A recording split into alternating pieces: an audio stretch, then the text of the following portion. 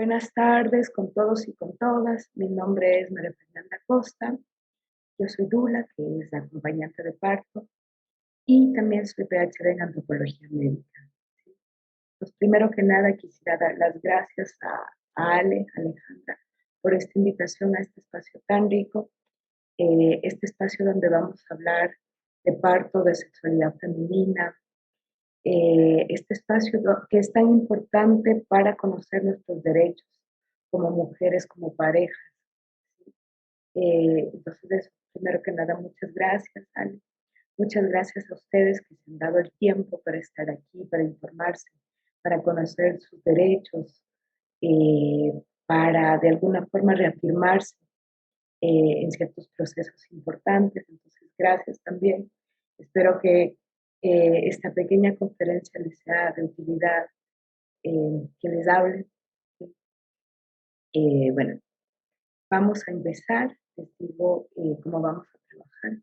Va a haber una pequeña parte que va a ser con el PowerPoint. Voy a compartir, voy a dejar de compartir y así, ¿no?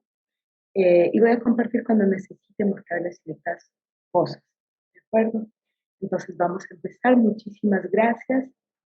Voy a empezar compartiendo la pantalla. El día de hoy, en este Congreso de Salud Femenina, vamos a hablar sobre el miedo al parto, de la violencia ginecobstétrica al parto consciente. Entonces, bueno, nos vamos a explayar en varios ejes, como son el miedo, cómo es la meditación. Vamos a ir trabajando distintos temas del día de hoy, ¿sí? Entonces, bueno, les había dicho, yo soy Dula y antropóloga médica, y tengo este proyecto que ven ustedes aquí que se llama Con Nacer. ¿Y qué viene con nacer? Con nacer, nacer con el otro. Porque yo pienso que el momento que uno nace, que uno tiene nuestros hijos, que tenemos nuestros hijos, uno con nace con estos hijos. Uno nunca vuelve a ser la mujer que fue antes. E incluso cuando es el segundo hijo, uno no vuelve a ser la misma. Uno no es la misma madre para el primer hijo que para el segundo hijo. Uno con nace, ¿sí? Entonces, desde esta perspectiva, eh, le pusimos, bautizamos así al proyecto, con nacer. Y por otra parte, ese tema de conocer. Yo creo que para el parto es súper importante conocer nuestros derechos, estar informado de lo que me va a pasar en mi parto. Y desde esa perspectiva, con nacer es súper importante para con nacer, ¿cierto? Pues bueno, nos pueden encontrar en Facebook como con hacer parto consciente, en Instagram con hacer guión bajo parto consciente. ¿Sí? Vamos a empezar. Entonces les pongo esta imagen, donde está este doctor, esta mujer. Quiero que la vean, les voy a dar un par de segundos para que me digan en qué piensan que les suena.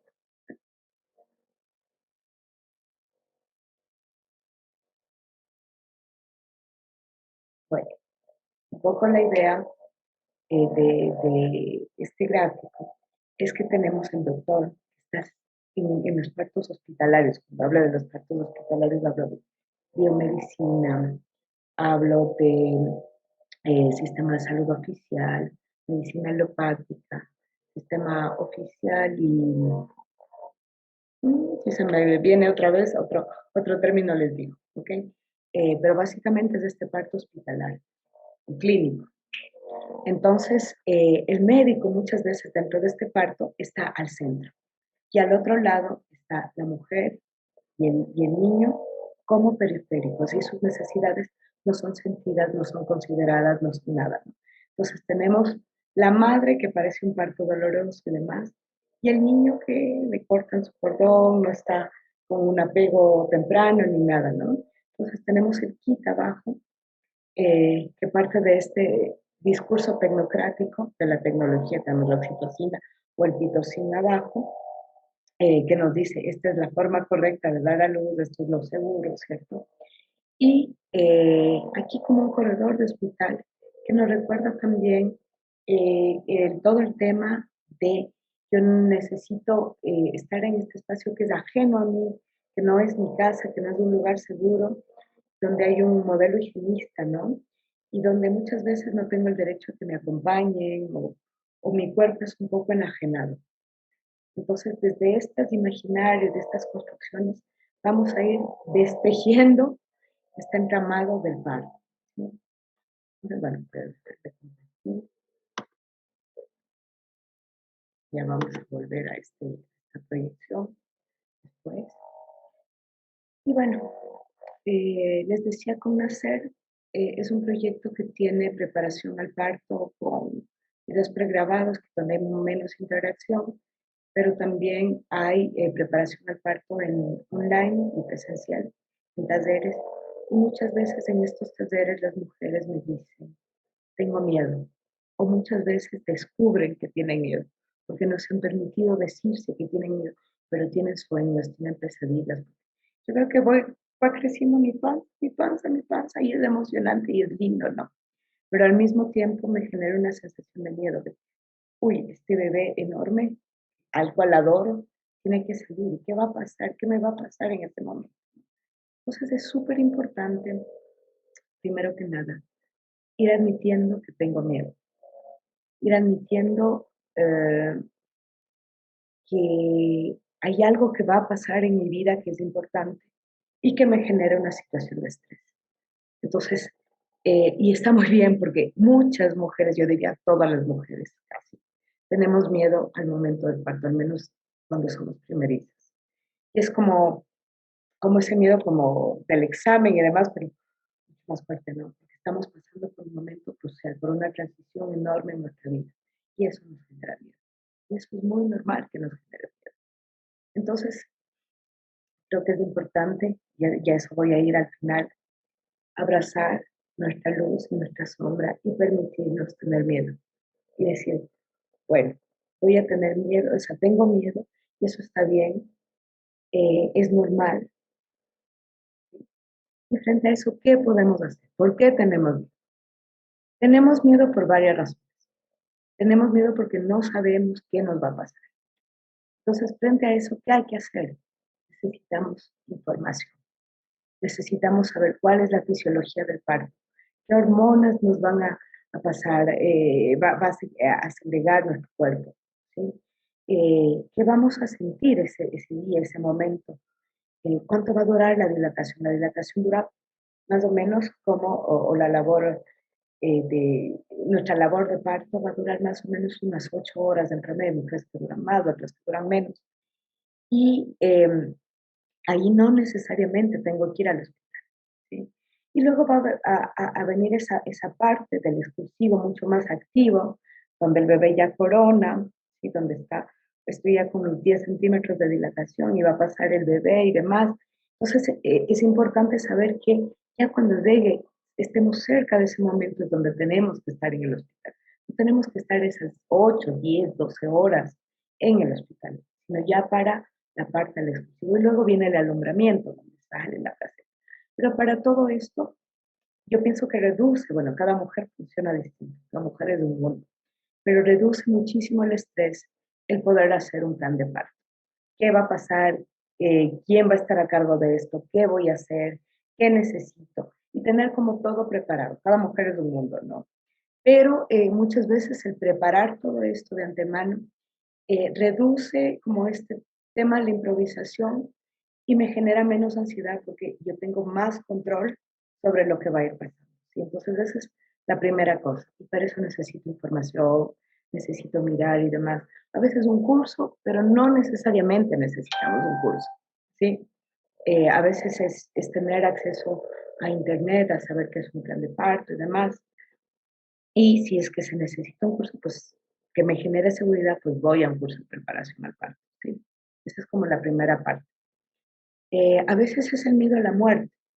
Entonces, cuando hablamos de miedo a la muerte, ¿cuántas mujeres se mueren? ¿Por qué se mueren? Las mujeres se mueren por algo que se llaman las tres demoras, que son la primera demora en identificar una complicación, ¿sí? En el momento de la dilatación y del exclusivo. La segunda demora es el tema del traslado de la mujer de este espacio al hospital, a un lugar donde, de segundo o tercer nivel, donde puedan atender. Y la tercera demora es cuánto tiempo se demoran los agentes de salud en atender a esta mujer. ¿Sí? Entonces, esas son las tres demoras por las cuales las mujeres se mueren. ¿Cómo podríamos hacer? En nuestro plan de parto tenemos que ser muy astutas sobre eso. Eh, bueno, primero que nada, saber que para el parto normal tenemos que tener los controles y todo, que todo tiene que estar como muy bien, muy ordenado. ¿Sí? Hay pocas razones para tener cesáreas. Muchas veces hay una hipermedicalización del parto. O sea, nos dicen que por cualquier razón debe ser una cesárea. La OMS en 1985, en las recomendaciones del parto, se reunieron muchos doctores, la Organización Mundial de la Salud, ¿sí? Y empezaron a hacer recomendaciones sobre lo que se debería pedir durante el parto, lo mejor. ¿Ya? Sobre este documento nos vamos a detener algunas veces. Pero esta OMS plantea que, por ejemplo, no necesariamente necesitamos eh, la rasurada, por ejemplo. No necesariamente necesitamos el enema, no necesariamente necesitamos muchas cosas y que podemos caminar, que el parto debe darse en libre posición, ¿sí? Que no necesariamente tenemos que estar en posición litotómica, que eso es lo que vamos a venir sobre eso. Pero es súper importante conocer nuestros derechos para armar nuestro plan de parto. Entonces, les decía, la primera demora tiene que ver con eso. Y la OMS habla de las cesáreas, donde nos dicen que no es, o sea, que lo recomendable en ningún país donde la mortalidad materno-infantil es baja, pasa del 10 al 15% de tasas de cesárea. ¿Qué pasa en América Latina? Llegamos a unas tasas enormes. Brasil está casi cerca del 50% de los partos, a veces más, según si es un servicio privado o público. Eh, Ecuador tenemos dentro de lo privado, atención clínica y pagada. En Ecuador tenemos un servicio público que atiende el parto y demás, que tiene una cobertura. Pero también en paralelo tenemos un sistema privado y el 50%, 49 punto algo con datos de 2004, es atención que deriva en una cesárea. Entonces, desde esa perspectiva, vemos cómo detrás de la cesárea hay un tema del pago, de los honorarios del doctor. Hay un tema muchas veces de pasivismo, de no esperar el tiempo de dilatación de la madre y demás, ¿cierto?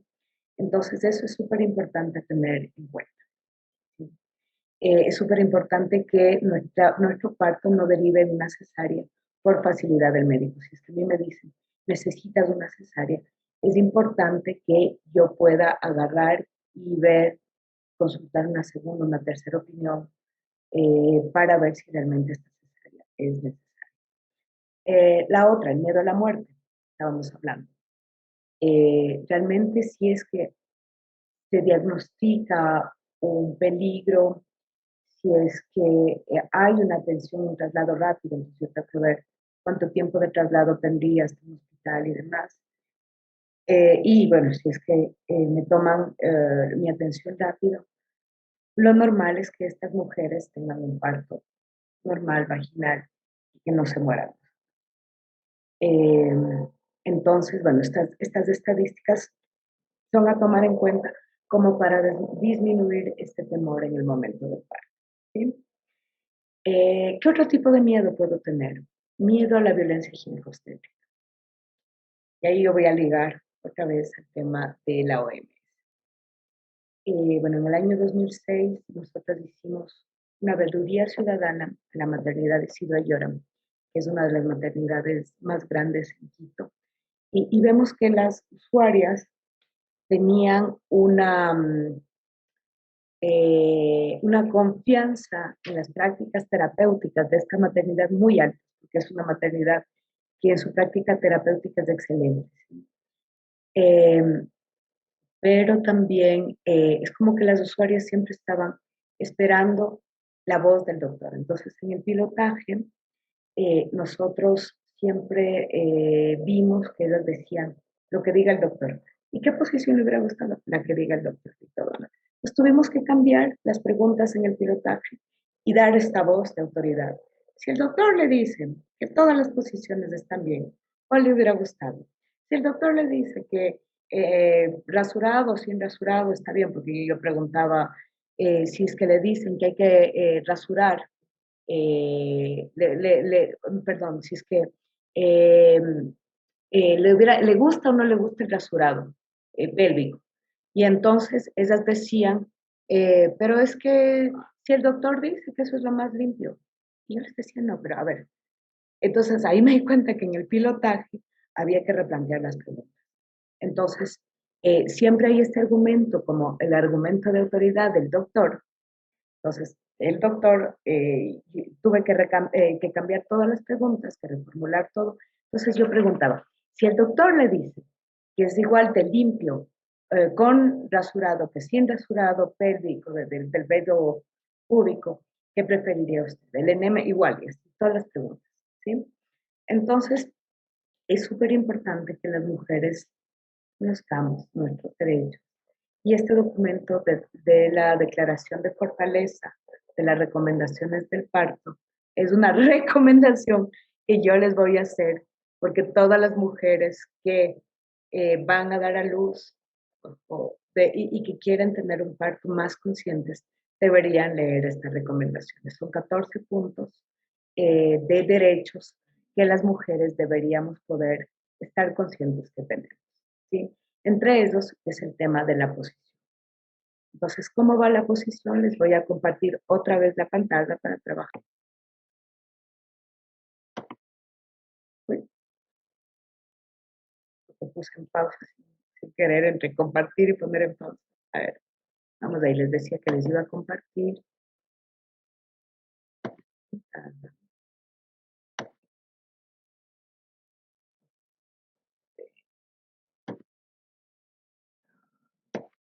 Ok, aquí está. Vamos a compartir la pantalla para hablarles de la posición. Volvemos a maravilloso. Okay. Ha habido un montón de posiciones a lo largo de la historia. ¿Sí? Esta posición litotómica que es acostada es algo moderno.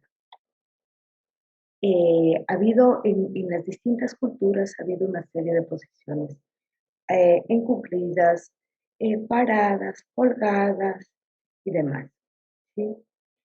Aquí podemos ver, por ejemplo, esta de aquí es una variante hipocrática, esta es una posición hipocrática, la mujer acostada en la cama y amarrada así, o sea, cogida, sujetada de los lados. Y esta es la variante vertical de la posición hipocrática en la que le amarraban a la mujer a la cama y empezaban a sacudir la cama porque pensaban que con la vibración la mujer iba a dar a luz más fácil. Entonces hay la mujer sentada, hay esto que se llama la sedia perforata, que hablaban los romanos, que es algo nacida con un huequito para que la mujer pueda dar a luz eh, por ese huequito, que es algo que ahora se ha retomado en los tiempos modernos y se llama la sida de parto, ¿no?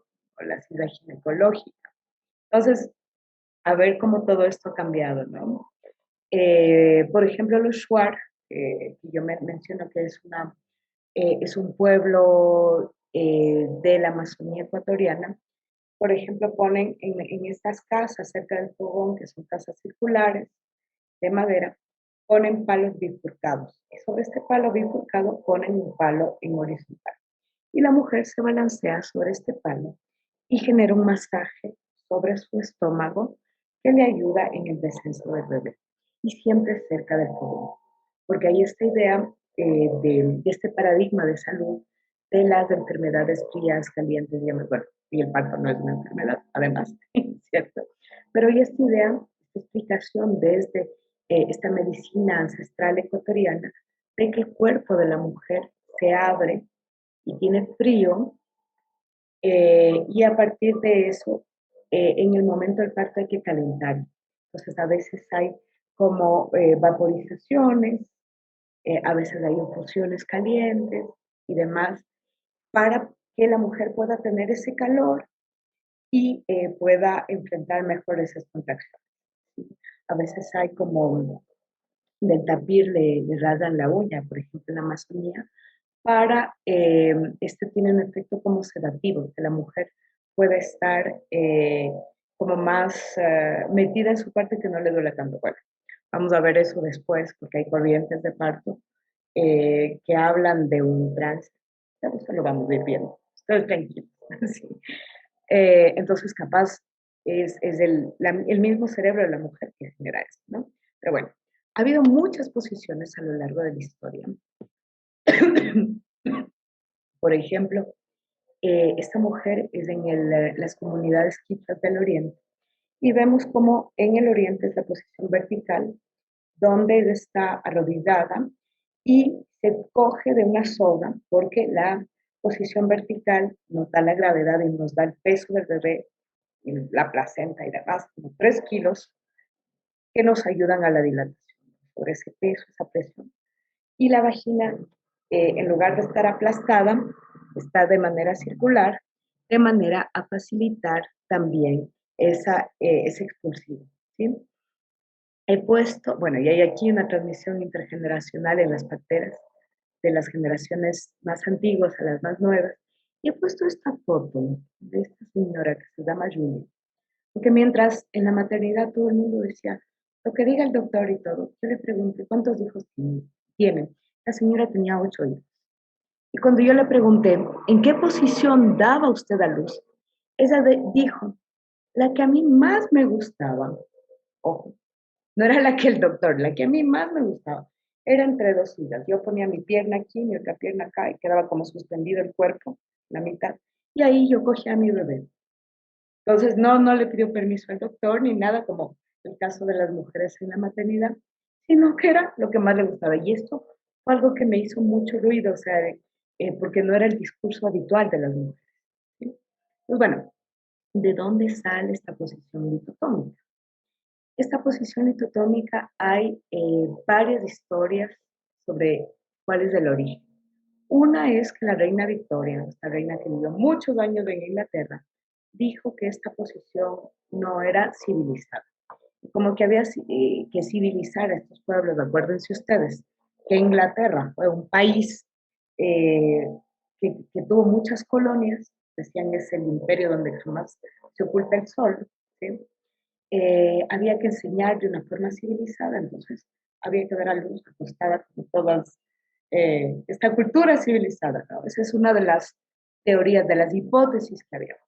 La otra es que el rey Luis XIV, ustedes se acordarán, no sé si les suena el rey Sol, perdón, bueno, el rey Sol todo tenía que girar alrededor de él, por eso era el Sol, pues se levantaba y demás, y tenía la corte ahí mirándole, que en realidad esto le ayudaba a evitar que haya levantamientos, que hubiera levantamientos de los nobles, porque los nobles estaban ahí bien, se iba al baño y todo el mundo le miraba, y es que era Luis XIV, que construyó Versalles.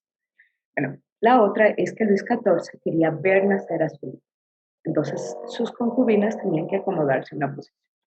No se sabe si ciencia cierta si esto es verdad, no se ha podido validar, pero lo que sí se sabe es que la primera vez que se recomienda esta posición fue a partir de 1668 con un documento de François Morisot, que fue un barbero cirujano que en efecto sí atendía a las concubinas del Luis XIV. Puede ser. Entonces él tiene un texto que se llama El Tratado para las Mujeres embarazadas y en posparto y demás. Y ahí se recomienda esta posición hipotómica. Bueno, de 1668 llega a 1985, han pasado 200 y pico de años. ¿Sí? Y la OMS dice, bueno, no hace falta, no está recomendado necesariamente que las mujeres estén en posición horizontal. Y entonces ahí empezamos a decir, chuta, pero entonces han pasado 200 y pico de años en que se ha hecho algo que no es probado que es necesario, absolutamente necesario. Y el problema es que se sigue enseñando en las facultades de medicina lo mismo, y que muchos doctores siguen practicando este parto litotómico y es muy difícil generar este cambio, ¿sí? Porque de pronto lo recomendable sería hacer como un diálogo de saberes entre la partería, entre estas formas milenarias de dar a luz, entre este conocimiento instintivo que tenemos las mujeres para decir no, entre las mujeres que exijan, decir, este es mi cuerpo y yo sé lo que necesita mi cuerpo, y estos otros doctores que empiezan a formar a sus alumnos de otra forma, ¿no? Y generar un diálogo de saberes que posibilite partos más respetados, más a la escucha de las mujeres, ¿cierto? Entonces, bueno, esa es una de las razones de la violencia ginecobstétrica, la posición. Otra de las razones tiene que ver con el acompañamiento. La OMS habla de que las mujeres eh, deberían o podrían pedir un acompañamiento que les dé un soporte emocional. La madre, la dula, la partera, no, la partera en Ecuador al menos desde el 2008, desde el decreto ministerial del parto culturalmente adecuado, en teoría está habilitada a atender el parto. Luego que el sistema tiene como contradicciones ahí, es otra cosa, ¿no? Pero lo cierto es que estas declaraciones, estas recomendaciones ya hablaron del tema del derecho al acompañamiento. Y lo que pasa muchas veces es que por cuestión de espacio, por cuestión logística o por facilidad del médico y demás, no se permite este acompañamiento. Eh, También se habla de la rasurada, el enema. El enema es como un lavado intestinal que se les pone vía anal a las mujeres. El enema, el rasurado no son necesarios porque se puede entender otras nociones no higienistas como el sistema oficial de salud de limpieza. ¿Sí? Las mujeres que dan a luz en su casa muchas veces tienen se llama el síndrome del nido y empiezan a limpiar. Y el rato que yo tengo mis microbios, pero el rato que yo pongo en el seno a mi bebé, en el calostro yo tengo una vacuna natural preciosa. Le estoy dando una dosis de anticuerpo, ajustada exactamente a los microbios, a todas las enfermedades que yo he tenido. Entonces, eso es súper importante, el tema de eh, pensar esta diferencia entre el modelo higienista y la concepción del limpio, ¿cierto? Y es súper importante también entender que es un derecho, que no necesariamente tengo que estar rasurada, que puedo estar lavada, limpia, ¿sí? Y que no hace falta como desanimalizar, de como quitar esa parte de mi cuerpo que hace parte de mi cuerpo, ¿cierto? A ver, ¿qué otra cosa más? El tema del dolor. El tema del dolor es otro de los miedos que solemos tener, de los derechos. Eso tiene que ver con un inconsciente colectivo judío-cristiano. Bueno, y bueno, primero que hablamos de dolor en lugar de contracción. Entonces ya nos predisponemos a que el parto nos va a doler. Y esto tiene que ver con este inconsciente colectivo judío-cristiano que nos dice en la Biblia, en el Génesis, como castigo de habernos comido la manzana, que en realidad es una metáfora de la sexualidad, ¿cierto? Como castigo, nos dicen parirás con dolor. Le dice, Dios le dice a Eva, por haber cometido este pecado, parirás con dolor. ¿Sí? Y esto muchas veces en estas vedurías oíamos, por donde se peca, se paga.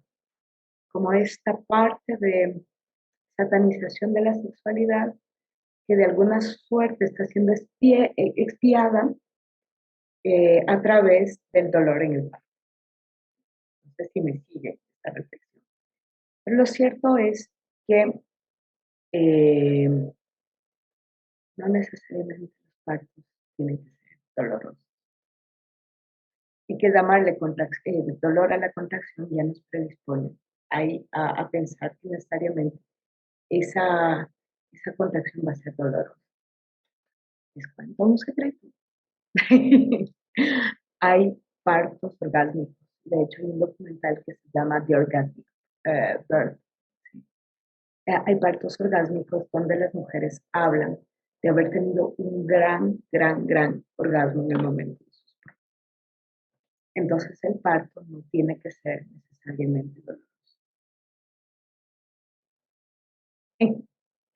Y esto funciona porque nuestro cerebro, en el momento del parto, puede activar la parte de la adrenalina.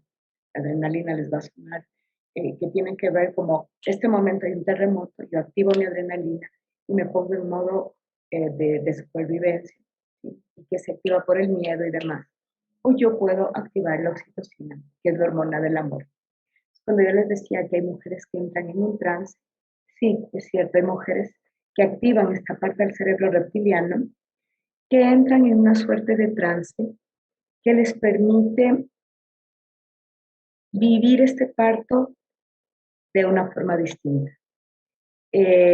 Con otra parte de su cerebro, el cerebro reptiliano se activa cuando no hay miedo, cuando no hay hambre, cuando no hay frío, cuando no hay lenguaje racional que le corte a la mujer, ¿cierto? Y entonces en este tipo de circunstancias, estas mujeres han podido estar en este estado como de trance que les menciono. Entonces es muy importante ir conectando con todo esto porque esto hace parte de las escuelas de preparación al parto. En los años 20, por ejemplo, Dick Reed hablaba de a las mujeres hay que darles informaciones como esto que yo les digo. Si es que las mujeres frente al miedo se les da la información y les dicen, bueno, para que ya no tengas miedo tienes que leer y saber la fisiología del parto, qué te va a pasar. Sí, obvio ayuda. ¿Por qué? Porque yo frente al miedo voy a contraerme, contraer mi vagina y demás, entonces va a tener más dolor y frente al dolor va a tener más miedo y es un círculo vicioso. Entonces, como yo cambio esto con un círculo virtuoso, dando información, entonces más relajación. Ya. Pero bueno, pasan los años y luego en los años 50, la más, que había sido discípulo de Pavlov, ustedes se acordarán Pavlov, el de los perros, que le ponía el comportamiento condicionado, que los perros tenían hambre, entonces les ponían el timbre, les daban de comer, pero luego los perros asociaban el timbre a cualquier momento, a la hora de comer, ellos timbraban, o sea, 10 minutos después de haber comido y los perros salivaban, ¿no? Entonces, ¿cómo acondicionamos el comportamiento a lo Pavlov? Entonces, la más que es discípulo de Pavlov, empieza a decir, nosotros tenemos que desprogramarnos. Frente a la contracción no tenemos que pensar en el dolor, sino tenemos que pensar en la respiración. Y en esta época hablamos de psicoprofilaxis en la preparación al parto o parto sin dolor. Y entonces la más empieza a trabajar con las mujeres de frente a la contracción, vas a respirar, ¿sí? Entonces, eso fue una parte importante de la preparación, pero luego Le Guayet, con su discípulo Odon, y bueno, luego Sheila Kissinger, dijeron no, esto más allá de un proceso consciente, es un proceso instintivo. Tiene que ver este cerebro reptiliano, porque encontraron oxitocina en la placenta, ¿sí? Que es la hormona del amor y que permite amortiguar el dolor como la oxitocina, con la morfina, oxitocina, ¿sí? Entonces, esto quería decir que nuestro cerebro podía generar estas, ¿cómo se dice esto? Esta sustancia para, como calmantes, analgésicos, naturalmente, ¿sí? Y esto pasa por este trance. Y esto pasa, o sea, que la mujer pueda llegar a este estado, pasa porque sea una mujer empoderada. Entonces, los procesos de preparación al parto pasan por el proceso de información consciente, el proceso a veces de técnicas, la respiración y demás, pero sobre todo esa mujer que llega al parto tiene que saber que instintivamente nosotras, todas, tenemos la capacidad de dar a luz, que genéticamente tenemos esa memoria de nuestras abuelas, de nuestras madres, de poder dar a luz, que nosotras podemos. ¿Sí? Entonces, este proceso de empoderamiento con nuestro propio cuerpo nos va a permitir generar esta conexión que pueda llevarnos a este parto sin miedo, con dolor y pudiendo exigir lo que necesitamos, pudiendo estar conectada, decir, yo necesito un parto vertical, necesito esto, que implica una negociación previa con los agentes de salud y demás, mientras cambiamos el sistema de salud. ¿Cierto? Bueno, un poco este panorama así amplio del parto eh, acaba con mi último proceso. Eh, yo estuve siempre mucho en lo racional, este acompañamiento desde lo racional, desde la técnica, desde la antropología médica. Y este último tiempo en mi vida he estado muchísimo en la meditación y demás. Y quisiera acabar esta charla hablándoles de eso. O sea, con Nacer escribimos un libro, se va a ver al revés, la pantalla está al revés, que se llama El embarazo consciente, el poder de la meditación y los mandatos. Están en simbolitos más. Entonces, ¿qué es lo que les planteo en este libro? Que vendría sería la última parte. Este libro viene acompañado por cartas, las cartas sobre los procesos de desarrollo embrional del bebé fetal y cartas con los mandalas. Entonces, este libro es la parte teórica, pero también tiene una parte donde está esta información, que aquí está diseñada de una forma mucho más atractiva. Si es que yo quiero tener el mandala ahí, sostenerlo y meditar, es mucho más fácil la tarjeta, ¿no? que el libro. Entonces, bueno, la parte teórica plantea, por un lado, la importancia de esta estabilidad emocional de las mujeres durante su embarazo, parto.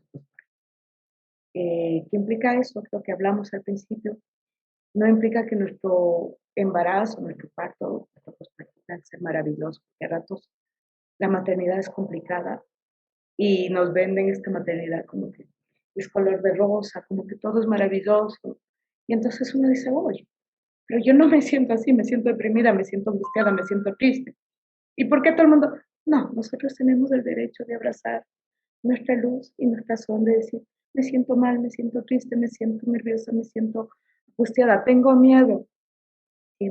Y a partir de eso, ir trabajando nuestros miedos una vez más. ¿Sí? Entonces, eh, eh, frente a eso, ¿qué podemos hacer? ¿Nos sentamos bien o nos sentamos mal? Yo les estoy planteando el tema de la meditación. ¿Cómo puedo meditar? Puedo meditar de diferentes formas. Yo creo que el cuerpo no es solo este cuerpo físico, sino que tenemos un cuerpo emocional, un cuerpo mental, un cuerpo... Y para mí la meditación nos ayuda a todo, porque cuando yo estoy en un problema, estoy dentro del problema y demás, no logro salir. Pero cuando yo medito y estoy fuera, esto me permite ver el problema de lejos. Y decir, ah, bueno, no es tan grande. Y la realidad, o sea, la realidad está en otra parte, ¿no? Toda esta pelea con mi vecina, con mi suegra, con mi cuñada, con mi jefe, en realidad no es tan importante. ¿Sí? Lo importante es mi estabilidad emocional, que yo esté bien, la vida, mi bebé, ¿sí? Y a mí esa distancia me la ha dado la meditación. Entonces, ¿cómo se medita? Hay diferentes formas de meditar. Yo puedo meditar, bueno, estos son los mudras, las posiciones de mis dedos, ¿no? Yo puedo decidir en qué posición yo pongo mis dedos, que tienen diferentes funciones terapéuticas. Puedo meditar con mandalas budistas, hinduistas y demás, que yo repito, medito. Puedo meditar en silencio, un minuto de silencio. Y la meditación es un ejercicio, así como yo voy al gimnasio a hacer ejercicio, yo les digo, a ver, pueden alzar 2 minutos el brazo ahí y me van a decir, eso es facilísimo. Y yo les digo, 2 minutos, pueden estar aquí y ahora, presentes, y ustedes van a cerrar los ojos y van a empezar a pensar que el problema de aquí y el problema de acá es igual que el ejercicio del brazo, es un ejercicio de la mente, de estar aquí y ahora, ¿sí? De no estar pensando en que el problema de aquí y el problema de acá, y es un ejercicio importante, ¿sí? Entonces yo les planteo este ejercicio de meditación con mandalas. Los mandalas son hechos por tres dibujantes maravillosas, eh, que, bueno, Yasmín, de hecho, bueno, la una es cumpleaños del día de hoy. ¿Sí? Eh, Jazmín Carup, Mayra Bejarano y Lucía Moncayo. ¿Sí? Entonces, fíjense, son unos mandalas que van a estar en función del momento en el que ustedes estén. Este es el origen, esto alude al tema de la unión entre los espermatozoides del óvulo y demás, ¿no? Como a partir de eso se crea la vida. Entonces, las dibujantes han tratado de cómo sacar esa esencia, ¿de acuerdo? La otra, las cartas de desarrollo. En las cartas de desarrollo yo hablo del desarrollo embrional, cómo está el bebé a partir de eso. Ustedes pueden ver el tamaño y el momento del embarazo en el que está. ¿Sí? Entre más cerca del rojo, más cerca del parto, entre menos. ¿Sí? Y esto es como para que ustedes puedan materializar la imagen de su bebé. ¿Cómo está su feto? ¿Qué está desarrollado de su bebé? ¿Sí? Y se lo compara con una fruta o demás en el que esté. ¿Sí? Y al final hay una afirmación. ¿Sí? ¿Qué es esto de la afirmación? La afirmación se explica en el libro, ¿sí? Porque la afirmación está en oposición a las creencias limitantes. Nosotros vivimos en una sociedad que nos va diciendo, eres tonta, donde los yin son lo primero que sale, eres inmadura, eres tonta, no puedes las matemáticas, o sea, siempre en estas crianzas muchas veces nos han hablado desde la cultura de la culpa judio-cristiana, nos han hablado de lo que nos falta y no de lo que hacemos bien, ¿cierto? Entonces, desde esta perspectiva, tenemos eh, todas estas creencias limitantes a flor de piel. Y esta creencia limitante que me repiten una vez, que yo alguna vez, por ejemplo, siempre me dijeron que yo no podía bailar, porque yo no, era muy desafinado. Entonces, estas creencias limitantes se vuelven pensamientos que generan sensaciones, que generan actitudes, porque yo no voy a bailar, porque me va a dar miedo bailar, porque no voy a salir a bailar y que me van a reafirmar al final, no sé bailar y no puedo bailar. Y esto se vuelve otra vez un círculo vicioso. ¿Sí? Pero cuando yo rompo con estas creencias limitantes, de pronto voy y empiezo a bailar, o voy a un curso y demás, digo, no, yo sí sé bailar, porque siempre pensé que no sabía bailar, o no, yo sí puedo cantar, porque siempre pensé que yo era desafinada. Y eso nos pasa con todo. Y nos pasa con esta idea de yo no voy a poder dar a luz, por ejemplo. Yo necesito una. Entonces, por ejemplo, la afirmación del nacimiento es: reconozco a la mamífera que me habita y confío en la capacidad innata de mi cuerpo para parir, tal como pudo concebir.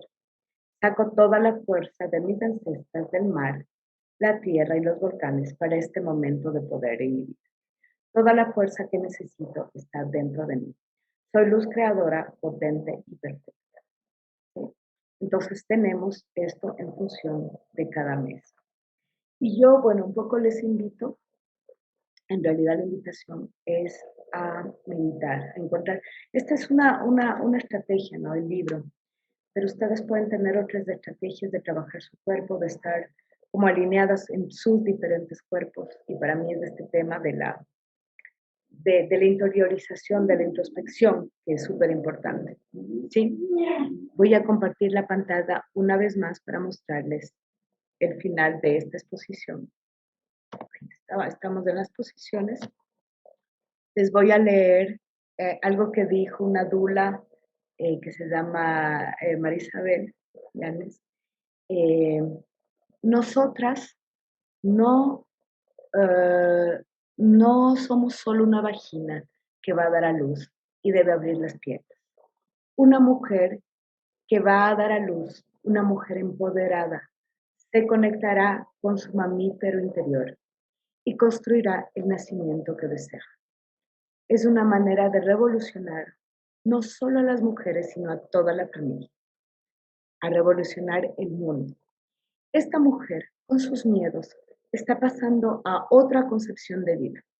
Está sintiendo una manera diferente de ser mujer, porque el parto es una manera de ser mujer y expresarse. Es una revolución porque cuando la mujer está dando a luz y dice, no quiero sentarme, quiero agacharme, está haciendo una revolución. Ella va contra un sistema. Se va contra un sistema porque el sistema de salud está claramente atravesado por un sistema patriarcal. Ella está produciendo esta revolución. Entonces yo un poco desde Con Nacer y todo, lo que quiero invitarles es básicamente a una revolución del nacimiento. Les dejo solamente con esta reflexión. Michel Odon suele decir que la violencia ejercida en el momento del parto sigue sembrando la violencia en el mundo. Y yo lo traduzco en positivo y digo, el amor que vamos a sembrar en el momento del parto va a cambiar el mundo.